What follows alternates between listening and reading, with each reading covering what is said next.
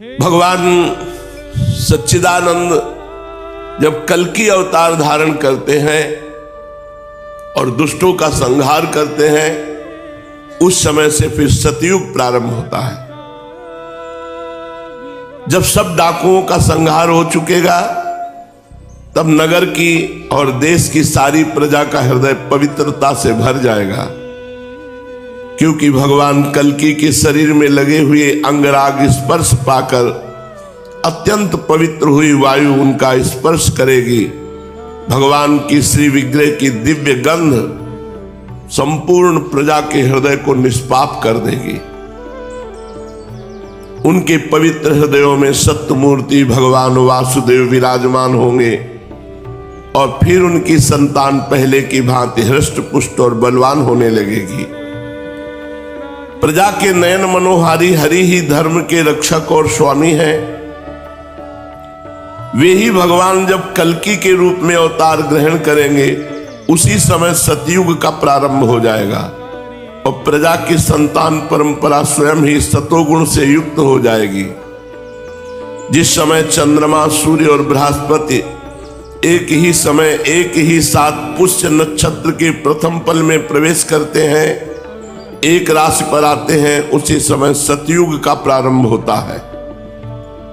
परीक्षित, चंद्रवंश और सूर्यवंश में जितने राजा हो गए हैं या होंगे, उन सब का मैंने संक्षेप में वर्णन कर दिया।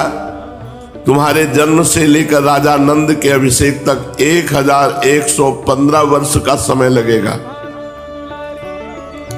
जिस समय आकाश में सप्तऋषियों का उदय होता है, उस समय पहले उनमें से 2 ही तारे दिखाई पड़ते हैं। उनके बीच में दक्षिणोत्तर रेखा पर समभाग में अश्विनी आदि नक्षत्रों में से एक नक्षत्र दिखाई पड़ता है। उस नक्षत्र के साथ सप्तर्षिगण मनुष्यों की गणना से 100 वर्ष तक रहते हैं। वे तुम्हारे जन्म के समय उस समय भी मघा नक्षत्र पर स्थित है। स्वयं सर्वव्यापक सर्वशक्तिमान भगवान ही शुद्ध सत्वमय विग्रह के साथ श्री कृष्ण के रूप में प्रकट हुए थे। वे जिस समय अपनी लीला स्मरण करके परम धाम पधार गए, उसी समय कलयुग ने संसार में प्रवेश किया। उसी के कारण मनुष्यों की मति गति पाप की ओर ढुलक गई। जब लक्ष्मीपति भगवान श्री कृष्ण अपने चरण कमलों से इस पृथ्वी का स्पर्श करते, तब कलयुग की ताकत नहीं थी कि वो यहां प्रवेश करता। जब भगवान अंतर्ध्यान हो गए, तब कलयुग का प्रवेश हुआ। परीक्षित, जिस समय सप्तऋषि मघा नक्षत्र पर विचरण करते रहते हैं, उसी समय कलयुग का प्रारंभ होता है।